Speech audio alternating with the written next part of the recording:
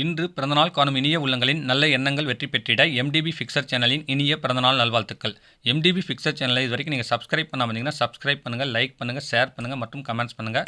மறக்காமல் பெல் ஐக்கானை கிளிக் பண்ணி ஆல் கொடுங்க. அப்போ தான் அடுத்தடுத்து போகிற வீடியோ உங்களுக்கு நோட்டிஃபிகேஷனில் வரும்.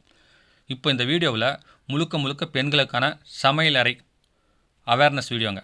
அதாவது இந்த கேஸுக்கு 2 டைப்பான ரெகுலேட்டர் வருங்க. இது ஹை ப்ரெஷர் ரெகுலேட்டர், அதாவது ஹை ப்ரெஷர் அடுப்புக்கு யூஸ் பண்ணுறது. இது வீட்டு அடுப்பு, அதாவது 3 பர்னர் 2 பர்னர் அந்த அடுப்புக்கு யூஸ் பண்ணுற லோ ப்ரெஷர் ரெகுலேட்டர். இது போகிற இடத்துல அதுவோ, அது போகிற இடத்துல இதுவோ போட்டால் உங்களுக்கு தீ விபத்து ஏற்படுறதுக்கு வாய்ப்பு இருக்குது, ஸ்டவ் பஸ்ட் ஆகிறதுக்கு வாய்ப்பு இருக்குது. இது பார்த்திங்கன்னா ஹை ப்ரெஷர், அதாவது சிலிண்டரில் இருக்க அப்படியே அந்த காற்று வெளியே விட்டுரும் கேஸ். இது அப்படி இல்லைங்க, சிலிண்டரில் இருக்க ஃபோர்ஸை பல மடங்கு குறைச்சி வெளியே அனுப்பும். இந்த மாதிரி ஓப்பன் க்ளோஸ் பண்ணும்பொழுது அந்த நிப்பல் சரியாக வருதான்னு பாருங்கள், நாப் டைட் இல்லாமல் கரெக்டாக இருக்கான்னு பாருங்கள். இதுதான் ஃபஸ்ட்டு டெஸ்ட்டு. அடுத்து சிலிண்டரில் மாட்டிட்டு முன்னாடி எங்கேயாவது சைடில் லீக் ஆகுதான்னு பாருங்கள், 2வது டெஸ்ட்டு. இப்போ பார்த்திங்கன்னா இது வெட்ட வெளிச்சத்தில் நான் பார்த்திங்கன்னா சிலிண்டரை வச்சுட்டு நான் உங்களுக்கு இது செக் பண்ணி காமிக்கிறேன் எந்த அளவுக்கு ஒவ்வொரு இதுலேயும் ப்ரெஷர் வரணும். இது ஹை ப்ரெஷருடையது, விரல் தள்ளுற அளவுக்கு ப்ரெஷர் வந்தால் தான் இந்த அடுப்பு எரியும். முழுக்க இது அடுப்பில் கண்ட்ரோல் இருக்கும். கேஸில் இருக்க அப்படியே லோடு இந்த ரெகுலேட்டர் வெளியே தள்ளும். இது ஒரு டைப்புங்க. இதை பார்த்திங்கன்னா நம்ம வீட்டு அடுப்புக்கு யூஸ் பண்ணால் வீட்டு அடுப்பில் பஸ்ட் ஆகி தீ விபத்து ஏற்பட்டுரும். இதுதான் பார்த்திங்கன்னா வீட்டு அடுப்புக்கு யூஸ் பண்ணுறது. இது பார்த்திங்கன்னா ஓப்பன் பண்ணும்பொழுது விரலை தள்ளாது, பல மடங்கு ப்ரெஷரை குறைச்சி கம்மியாக தள்ளுங்க. இது நோட் பண்ணிக்கணும்.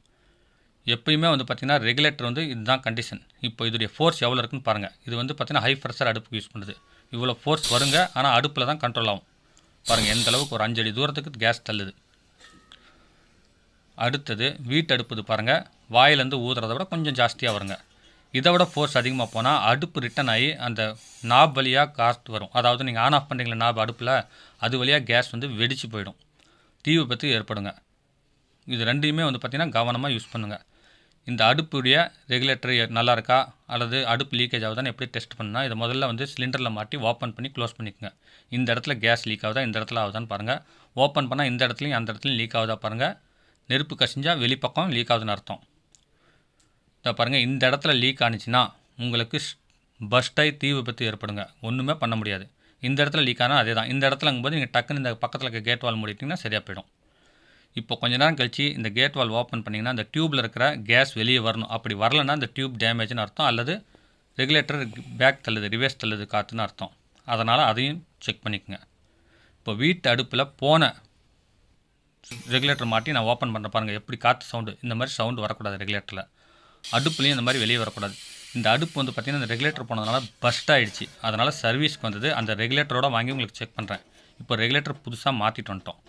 மாற்றிட்டு வந்த பிறகு இந்த மாதிரி கனெக்ட் பண்ணி வெட்ட வெளிச்சத்தில் தான் பார்க்குறேன். இந்த மாதிரி எந்த இடத்துலையும் லீக் ஆகக்கூடாது, நல்லா பாருங்கள். அதுக்கு அடுத்தது ஓப்பன் பண்ணோம்னாலும் ஃபோர்ஸாக காற்று தள்ளக்கூடாது. எடுத்தவொடனே நீங்கள் அடுப்பு பற்ற வைக்காதீங்க. இந்த மாதிரி ஓப்பன் பண்ணி க்ளோஸ் பண்ணுங்கள், 2 நிமிஷம் கழிச்சு எரிய வைங்க.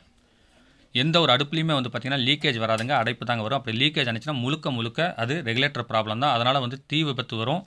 அடுத்தது பயங்கரமான பிரச்சனைகள், நிறையா உயிருக்கே சேதமாகிறதுக்கும் வாய்ப்பு இருக்குங்க. அந்த மாதிரி ஆனிச்சுன்னா நீங்கள் தயவுசெய்து சமைக்க வேண்டாம். கஸ்டமர் கேருக்கோ அல்லது உங்கள் ஆஃபீஸ்க்கோ ஃபோன் பண்ணால் அவங்களே ஃப்ரீ ரெகுலேட்டர் மாற்றி ஓர்ஸை மாற்றி எல்லாம் ரெடி பண்ணி கொடுத்துருவாங்க.